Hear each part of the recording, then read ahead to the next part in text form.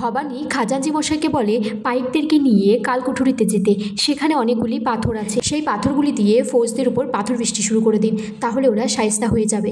খাজাঞ্চি মশাই বলে ধন্য আপনার বুদ্ধি রাজরানী। ভবানী ইন্দুবউ আর কুমুদিনীকেও বলে আমাদের এই রাজমহলের মধ্যেও যথেষ্ট সজাগ থাকতে হবে। ইন্দুবউ ভবানীকে বলে তোমাকে দেখে আমরা অনেক বল পেয়েছি, আমাদের আর অবলা বলে মনে হয় না। ভবানী বলছে ফৌজদাররা যদি কোনোভাবে মহলের মধ্যে ঢুকে আসে তাহলে আমরা কি করব সেটা আমাদেরকে ভেবে রাখতে হবে। আমাকে আমার মণিহাত তরোয়ালটা নিয়ে আসতে হবে, তারপর দেখব ওরা কিভাবে জেতে। এদিকে শামশের খাঁ পাইকদেরকে নিয়ে কাঠের গুঁড়ি দিয়ে সেই সিংহ দুয়ার ভাঙার চেষ্টা করছে। পিসি ঠাম্মা তখন বলছে কিরে ফুলি, সারা মহল তো কেঁপে উঠছে, আমার তো খুব ভয় করছে। ফুলনোড়া দাসী বলছে এই হাঙরের মেয়ে আমাদের সবার প্রাণ নিয়ে টানাটানি করছে, আর মনে হয় শেষ রক্ষে হবে না। ঈশ্বরী তখন বলছে সবার আগে আমায় তুলে দাও, এই মেয়ে আমায় মেরে শান্তি পাক।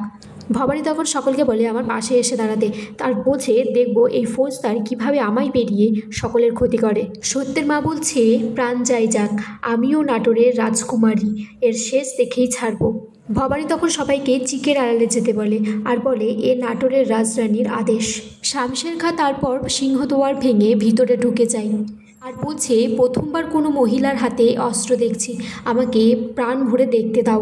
ভবানী তখন বলছে এই পাশবিক চোখের আমি কি অবস্থা করব তুমি সেটা বুঝতে পারবে না। তারপর ভবানী আর শামশের খাঁ তরোয়াল নিয়ে যুদ্ধ করছে। শামশের খাঁকে এক ধাক্কা দিয়ে ভবানী ফেলে দেয়।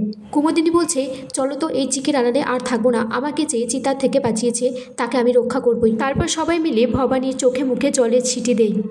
ইন্দুবউ তখন ভবানীকে বলছে আর চিনতে নেই, আমরা সবাই এসে পড়েছি। শামশের খাঁ বলছে কি করবে তোমরা? তারপর দেখা যায় তারা যে গোলমরিচের গুঁড়ো বেটে রেখেছিল সেগুলি শামশের খাঁ আর বাকি পাইকদের মুখে ছিটিয়ে মারছে। এখানেই আজকের পর্ব শেষ হয়ে যায় বন্ধুরা।